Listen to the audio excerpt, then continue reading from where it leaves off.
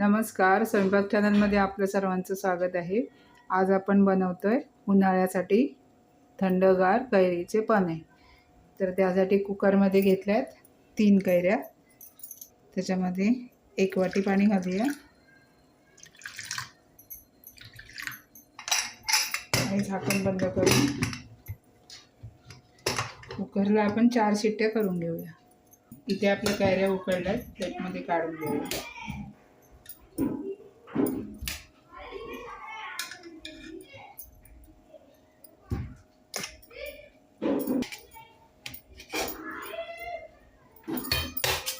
ह्या कैऱ्या अजून गरम आहेत, थोडे थंड करून घेऊया।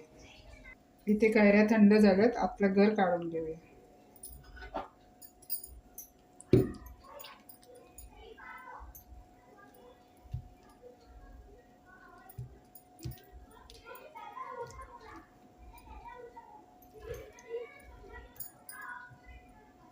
सालीतला गर असा चमच्याने काढून घ्यायचा। इथे कैरीचा गर मी काढून घेतला। आता मिक्सरच्या भांड्यात घेऊया।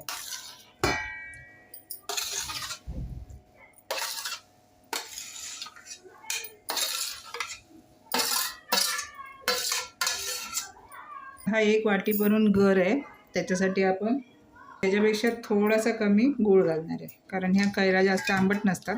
जर तुम्ही आंबट कैऱ्या घेणार असाल ना, तर मग तितकाच गूळ घालायचा। अर्धा चमचा घालूया काळं मीठ, 1 चमचा जिरे घालूया, अर्धा चमचा वेलची पावडर घालूया आणि मी अर्धा चमचा सुंठ पावडर घालणार आहे। सुंठी पावडरने ना जास्त चव लागते। जर असेल तर घाला, नसेल तर नाही घातली तरी चालते। आता हे मिक्सरमध्ये ना बारीक फिरवून घेऊया। आता हे मी बारीक मिक्सरमध्ये वाटून घेतले, हे बघा असं। आता हे आपण स्वच्छ काचेच्या बरणीत भरून घेऊया।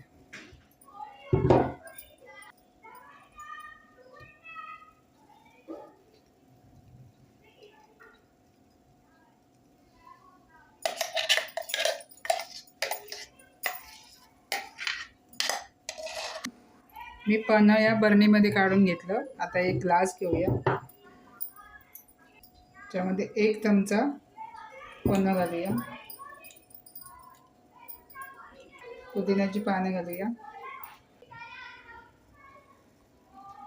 थोडा सब्जा टाकूया, भिजवलेला सब्जा आहे,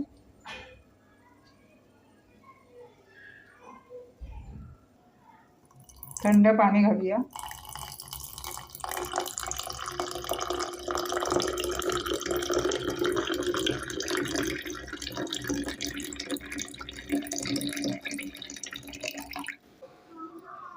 आता हे ढवळून घेऊया।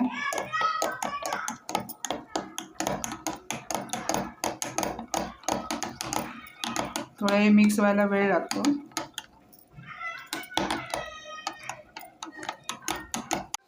इथे मी पन्ह मिक्स करून घेतलं आणि हे बरणीत जे पन्ह ठेवलं त्याला मी घट्ट झाकण लावून घेतलं। आता हे मी फ्रीजमध्ये ठेवणार आहे, 2-3 महिने आरामात टिकतं। जेव्हा आपल्याला पाहिजे तेव्हा काढून थोडं थोडं वापरायचं। ते आपलं कैरीचं पन्ह पिण्यासाठी तयार आहे। तुम्हाला जर व्हिडिओ आवडला असेल तर व्हिडिओला लाईक करा, शेअर करा, कमेंटसुद्धा करा आणि सबस्क्राईब करायला विसरू नका। धन्यवाद।